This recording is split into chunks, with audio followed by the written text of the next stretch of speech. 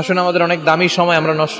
সূরাতুল হাশরের এই 20 নম্বর আয়াতে আল্লাহ তাআলা বলছেন, যারা জান্নাতে যাবে আর যারা জাহান্নামে যাবে তারা কখনো সমান নয়।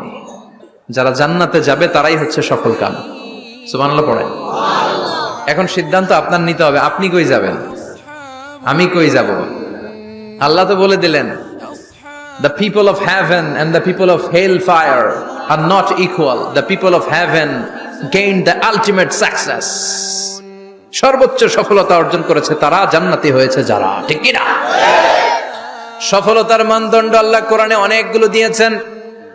কোথাও বলেছেন, قد أفلح المؤمنون الذين هم في صلاتهم خاشعون। সফল হয়েছে তারা, ঈমান এনেছে যারা। আবার কোথাও বলেছেন, قد أفلح من زكاها وقد خاب من دساها। নিজের আত্মাকে পরিশুদ্ধ করেছে যারা, সফল হয়েছে তারা। আবার